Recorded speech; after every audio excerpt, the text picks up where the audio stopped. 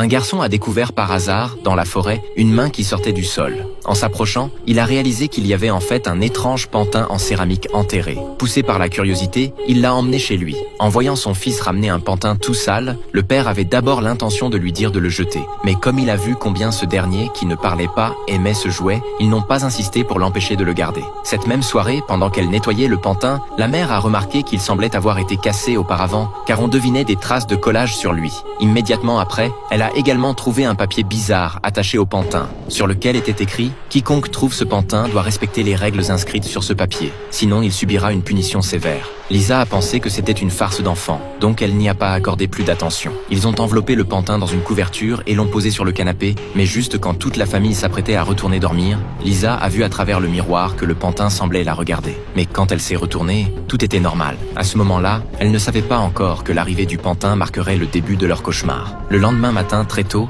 Lisa est allée appeler son fils pour le petit déjeuner. Mais elle a constaté que le pantin avait une nouvelle tenue. Elle a d'abord pensé que c'était son fils qui l'avait changé, mais ce dernier a hoché la tête pour nier. Ce qui est encore plus effrayant, c'est qu'après le départ de Lisa, la tête du pantin a soudainement tourné dans une autre direction. L'après-midi même, le garçon, en tenant le pantin dans les bras, est retourné dans la forêt. Un son semblait la guider sans cesse dans sa tête. Puis il a déterré un petit cercueil du sol, à l'intérieur duquel se trouvaient des vêtements d'enfant, qui semblaient être faits pour le pantin. À ce moment-là, Lisa, qui était inquiète pour son fils, est également arrivée. Mais avant qu'elle n'ait le temps de demander ce qu'il se passait, un grand chien est soudain apparu derrière eux, ce qui les a fait sursauter violemment. Bientôt, le propriétaire du chien est venu l'arrêter. Il s'est avéré qu'il était le gardien de la forêt et qu'il pensait qu'il y avait des étrangers qui s'étaient introduits sans autorisation. Lisa a pensé qu'il pouvait être le propriétaire du pantin, donc elle a proposé de le lui rendre, mais l'homme a dit qu'il pouvait le garder puisque l'enfant l'aimait. Cependant, quand il a regardé le pantin dans les bras du garçon, son expression est soudain devenue sérieuse. Le soir, Lisa a parlé à son mari des événements de la journée. Elle trouvait le pantin et cet homme tous les deux étranges. Comment pouvait-on mettre un pantin dans un cercueil? C'était incroyable.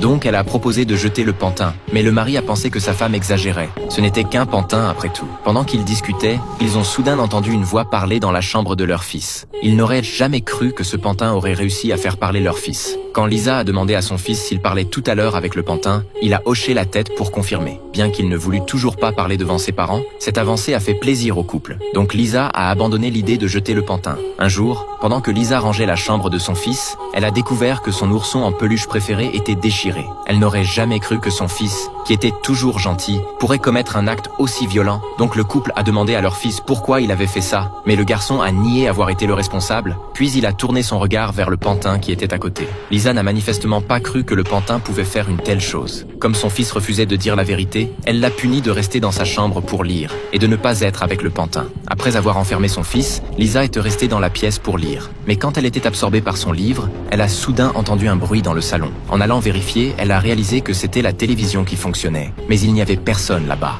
Donc après avoir éteint la télévision, Lisa est courue dans la chambre de son fils pour le réprimander. Mais il a dit qu'il n'avait jamais quitté sa chambre. Lisa était encore méfiante. Mais comme son fils refusait de reconnaître, elle n'a pas pu faire autrement. Donc elle s'est retournée à sa place pour continuer à lire. Mais quand elle a tourné la tête vers le pantin, celui qui était tout à l'heure dans le salon avait soudainement disparu. Elle est allée furieusement dans la chambre de son fils, mais la porte était verrouillée de l'intérieur. Elle a crié avec colère pour lui dire d'ouvrir. Mais quand elle s'est retournée, son fils était derrière elle, ce qui l'a fait sursauter. Alors qui a verrouillé la porte de la chambre de son fils? Elle a essayé d'ouvrir à nouveau et la porte s'est ouverte. Le pantin était assis bien droit sur une chaise et il les regardait avec une expression étrange.